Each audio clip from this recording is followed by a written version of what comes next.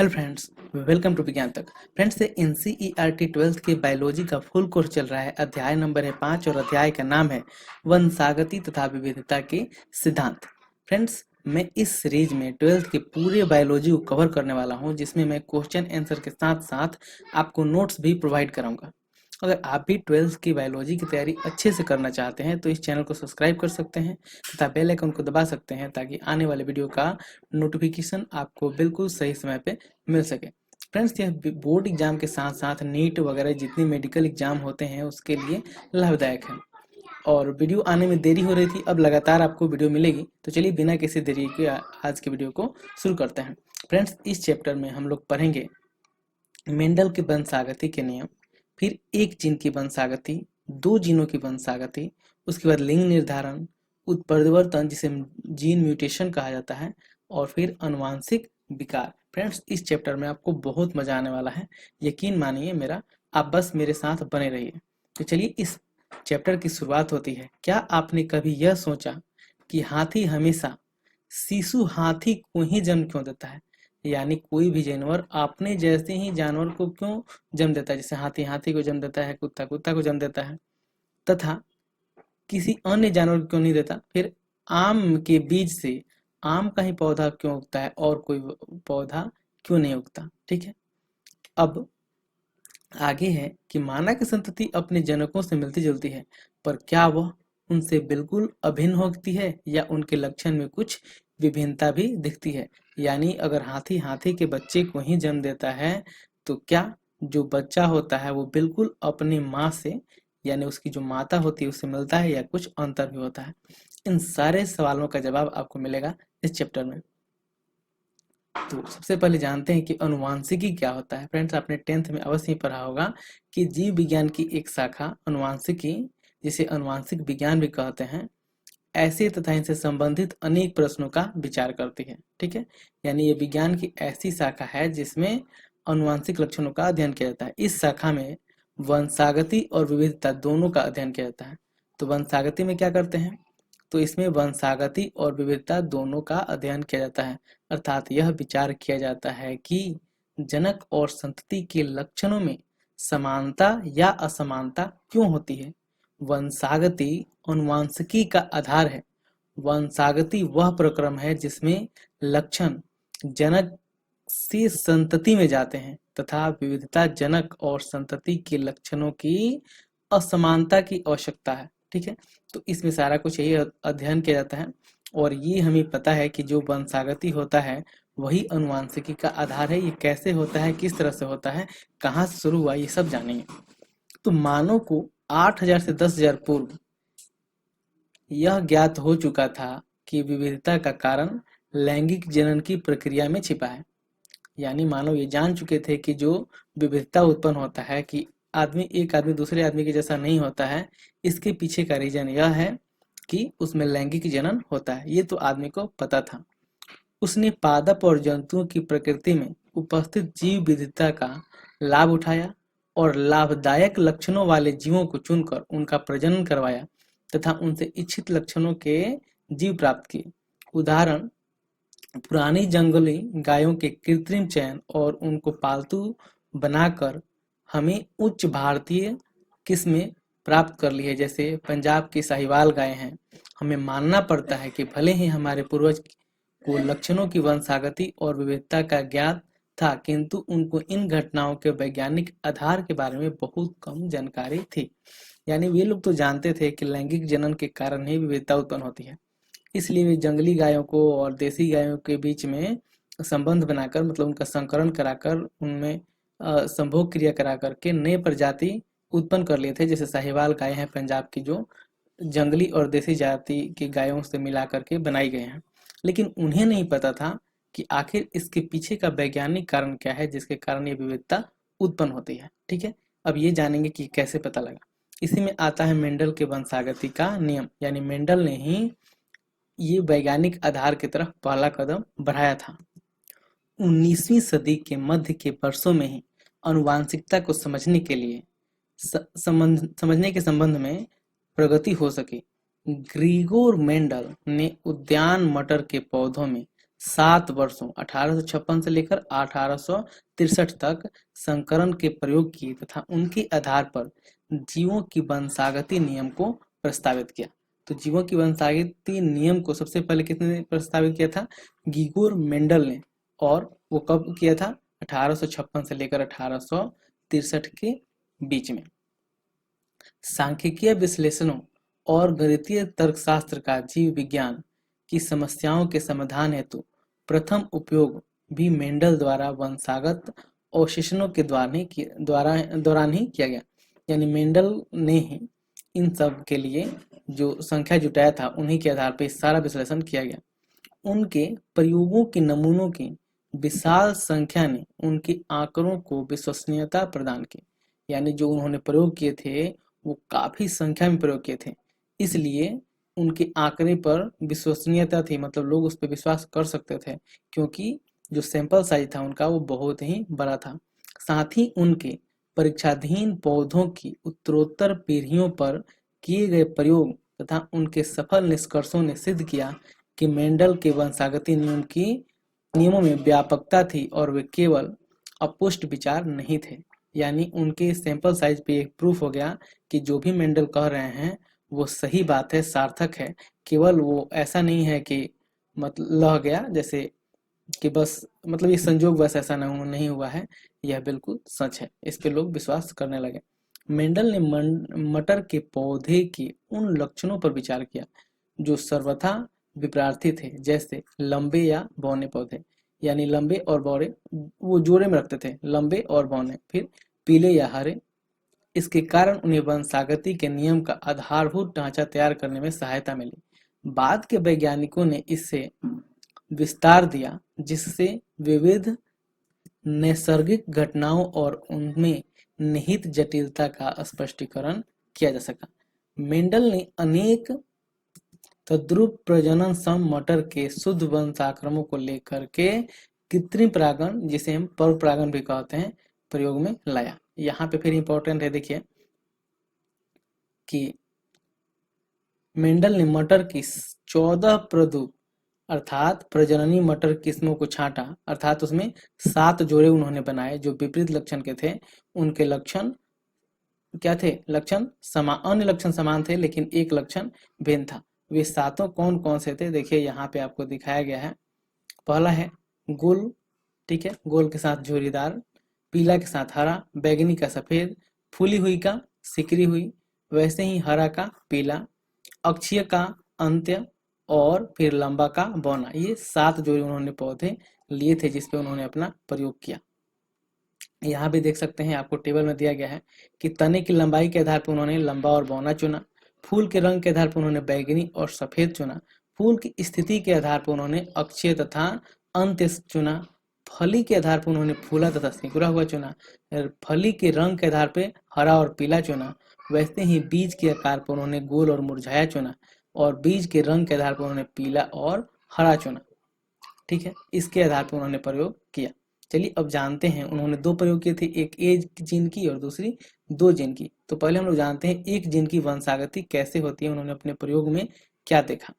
तो मेंडल ने वंशागत के अध्ययन के लिए एक प्रयोग में मटर के लंबे तथा बौने पौधों का संकरण किया। इस प्रयोग द्वारा एक जीन का आनुवंशिक अध्ययन किया।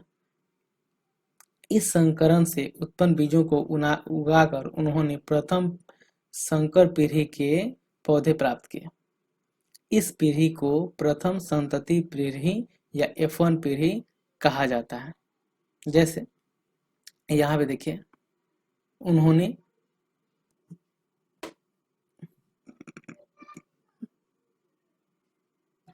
प्रत्युत्पन्न कुछ पौधे बौने थे जो लक्षण F1 पीढ़ी में नहीं देखा गया, वह अब प्रदर्शित हो गया था। यानी बौने पौधे का अनुपात कुल F2 पौधों का 25% था, जबकि 75% पौधे लंबे थे। अर्थात जितने भी पौधे बने उनमें से मान लीजिए कि 4 पौधा बना तो 4 में से 3 पौधा लंबा था और 1 पौधा छोटा था। इस तरह से जो बौना पौधा हुआ 25% हुआ तथा जो बड़ा पौधा हुआ वो 75% हुआ था। लंबे और बौनेपन के लक्षण जनकों के समान ही थे। इनमें किसी प्रकार के सम्मिश्रण नहीं था, अर्थात सभी या तो लंबे थे या बौने थे, मझोले कद के कोई भी नहीं थे। अब उन्होंने देखा कि जो भी लक्षण हुए हैं, मतलब जो भी पादप बने हैं, पौधे बने हैं, वो या तो लंबे हैं या छोटे हैं, यानी उनमें क्या हुआ, लक्षणों का मिलाव नहीं हुआ। ऐसा नहीं कि एक मान लीजिए एक पौधा बड़ा बन गया और एक छोटा बन गया और एक ऐसा बन गया कि जो न ही ज्यादा छोटा हो न ही ज्यादा बड़ा हो, ऐसा नहीं हुआ। पौधे या तो छोटे हुए या बड़े हुए। ठीक है। जिन अन्य विशेषणों का अध्ययन किया उनमें भी इसी प्रकार के परिणाम प्राप्त हुए, अर्थात F1 पीढ़ी में केवल एक ही जनकीय लक्षण प्रकट हुआ, जबकि F2 पीढ़ी में दोनों विशेषक 3:1 के अनुपात में व्यक्त हुए। विपरीत विशेषकों में दोनों F1 तथा F2 स्तर पर किसी प्रकार का सम्मिश्रण नहीं आया। इसी तरह उन्होंने जैसे लंबे और छोटे पौधे पर प्रयोग किया था, उसी तरह उन्होंने गोल बीज वाले और लंबे बीज वाले, मतलब चूड़ीदार बीज वाले सभी पर प्रयोग किया, लेकिन सभी में उनको सेम रिजल्ट मिला कि कोई पहली पीढ़ी में कोई एक लक्षण ही प्रकट हो रहा था और दूसरी पीढ़ी में क्या हो रहा था कि जो लक्षण था वो अनुपात 3:1 हो रहा था, यानी 75% और 25% हो रहे थे। जो प्रभावी लक्षण था वो 75% हो रहा था और जो अप्रभावी था वो 25% हो रहा था। जैसे इस स्थिति में 75% अर्थात 3 पौधे लंबे हुए और एक पौधा छोटा हुआ, जबकि ऐसा कोई पौधा नहीं हुआ जिसमें दोनों लक्षण हो, मतलब वो लंबा भी हो जाए और उसमें थोड़ा सा छोटा भी। इन परीक्षणों के आधार पर मेंडल ने प्रस्तावित किया कि कोई वस्तु अपरिवर्तित रूप से जनक से संतति को युग्मकों के माध्यम से उत्तरोत्तर पीढ़ियों में अग्रसित होती है। यानी उन्होंने क्या किया कि जो गुण है वो अपरिवर्तित रूप से क्या होगा, उनकी अगली पीढ़ी में वो स्थानांतरित होगी। उसने इस वस्तु को कारक यानी फैक्टर कहा। अब हम इसे जीन कहते हैं। जीन बाद में उसको कहा गया, पहले उन्होंने क्या कहा था, कारक कहा था या फिर फैक्टर कहा था। दूसरे शब्दों में जीन आनुवंशिकता की इकाई है। किस जीन में कौन सा विशेष लक्षण अभिव्यक्त होगा, इसकी सूचना हमें निहित होती है। विकल्पी विपरीत लक्षणों के संकेतक जोड़े को युग्मक विकल्पी यानी अलील कहते हैं। ये एक ही जीन के थोड़ा सा भिन्न रूप होते हैं। जैसे यहाँ पे जीन आपको टी दिखाई दे देगा, ये एलील कहेगा इसको। ठीक है, ये एक जोड़ा है तो इसको हम युग्म विकल्पी कहेंगे या फिर इसे अलील कहेंगे।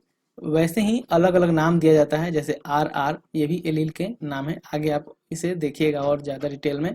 यदि हम प्रत्येक जीन को अक्षरों के रूप प्रतीक दें तो जो लक्षण F1 पीढ़ी के व्यक्त होता है उसे कैपिटल अक्षर से तथा विपरीत लक्षण के जीन को छोटे अक्षर से व्यक्त किया जाता है। जैसे यहाँ पे T दिखा रहा है कि ये कैपिटल है, मतलब लंबा वाला पौधा है, और इसी के साथ अगर छोटा टी दे देंगे ये दिखाएगा कि ये बौना पौधा है। उदाहरण के लिए ऊंचाई के लक्षण के लिए लंबे टी के लिए, लंबे पौधे के लिए कैपिटल टी और बौने पौधे के लिए स्मॉल टी का प्रयोग होता है। टी और टी एक दूसरे के युग्मक विकल्पी अर्थात एलील हैं, जैसे मैंने ऊपर बताया था। दूसरे शब्दों में पौधे की लंबाई, पौधे की ऊंचाई के एलील जोड़े इस प्रकार होंगे, जैसे टीटी या टीटी। इन तीनों में अंतर क्या है, ये टीटी दिखा रहा है कि शुद्ध लंबा पौधा है, ये टीटी दिखा रहा है कि इसमें लंबा और छोटा दोनों है, और ये टीटी दिखा रहा है कि इसमें केवल और केवल बौना पौधा है यानी छोटा पौधा है। मेंडल ने यह भी प्रस्तावित किया कि तद्रूप प्रजनन सक्षम मोटर की लंबी या बौनी प्रजाति में एलील जोड़ा समयुग्मजी जिसे होमोजाइगस कहते हैं क्रमशः टीटी या टीटी होगा।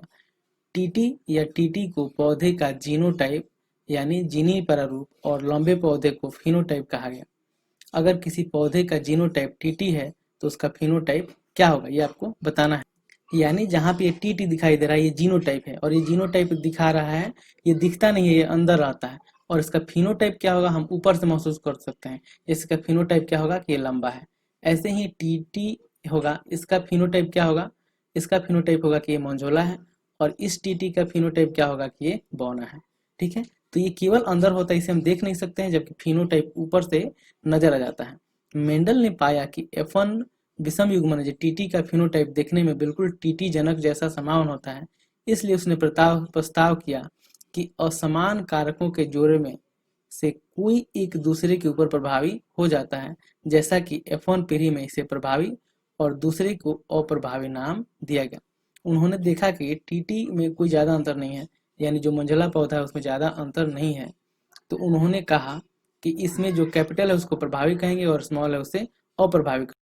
चलिए अब जान लेते हैं इसी प्रयोग को पेनेट वर्ग के माध्यम से कैसे दिखाया जाता है। तो देखिए इसको कहते हैं पेनेट वर्ग। देखिए ये लंबा पौधा है जिसका एलील क्या है टी, और ये बौना पौधा है जिसका है टी, यानी इसे हम अलील कहते हैं। तो जब तीनों का संकरण कराया जाता है तो इसमें युग्मक कौन कौन है, दोनों कैपिटल टी है यानी इसको टी और टी कैपिटल से दिखाया गया है। इसमें दोनों स्मॉल टी है जिसको टी और टी स्मॉल से दिखाया गया। इन दोनों के बीच जब क्रॉस होता है तो देखिए क्या बनता है, 4 पौधे बनते हैं और चारों में यही गुण होता है टी और टी का, अर्थात ये चारों पौधे लंबे होते हैं। फिर इन चारों पौधों में से किसी दो को लेकर के स्वपरागण कराया जाता है। तो इस बार देखिए क्या हो गया एलील, एक में क्या है स्मॉल टी, इसमें एक कैपिटल टी, फिर इसमें भी एक कैपिटल टी, इसमें एक स्मॉल टी, इन दोनों का संकरण होगा। तो देखिए जब इस टी को का संकरण इस टी से होता है कैपिटल टी वाला बनेगा, इस टी का इस टी से बनेगा तो एक टी बड़ा होगा और एक टी छोटा होगा। फिर जब इस टी का इस टी के साथ होगा तो दोनों टी छोटा होगा, और फिर इस टी का इस टी के साथ होगा तो एक बड़ा टी और एक छोटा टी होगा। अर्थात इस बार क्या हो गए, 3 पौधे बड़े हो गए और एक पौधा बौना हो गया। तो इसका फिनोटाइप क्या होगा, फिनोटाइप को अब मैंने बताया था ऊपर कि फिनोटाइप क्या होता है, जो ऊपर से दिखाई देता है। तो ऊपर से हमें दिखाई देगा कि 3 पौधे लंबे हैं और एक पौधा बौना है, तो इसका फिनोटाइप होगा 3:1, यानी 3:1, लंबा 3 बौना 1। और जीनोटाइप क्या होगा, तो जीनोटाइप होगा 1:2:1, यानी कि इसके जीनोटाइप में क्या है, 2 कैपिटल टी वाला है ये, तो एक हो गया। एक कैपिटल टी और स्मॉल टी वाला 2 पौधा है यहाँ पे और यहाँ पे, तो ये हो गया 2, और छोटा टी वाला कितना है 1। तो जीनोटाइप का अनुपात होगा 1:2:1, और फिनोटाइप का अनुपात होगा ये 3:1। इसके साथ ही यह पूरा प्रयोग समाप्त होता है, इसमें अब कोई काम का चीज नहीं है। इस प्रयोग के आधार पर मेंडल ने क्या किया था, वंशागति के नियमों या सिद्धांतों की संख्या दी थी। एक था, ये प्रथम नियम क्या है, प्रभाविता का नियम, और दूसरा है विसंयोजन का नियम। तो ये प्रभाविता का नियम क्या होता है और विसंयोजन का नियम क्या होता है, इसे मैं अगले वीडियो में अच्छे से कवर करूंगा। इस वीडियो के बारे में आपका क्या विचार है कमेंट बॉक्स में जरूर बताइएगा। अच्छा लगा है तो लाइक कीजिएगा, अपने फ्रेंड्स के साथ भी शेयर कीजिएगा, बुरा लगा है तो डिसलाइक कीजिएगा। यह वीडियो देखने के लिए आपका बहुत बहुत धन्यवाद।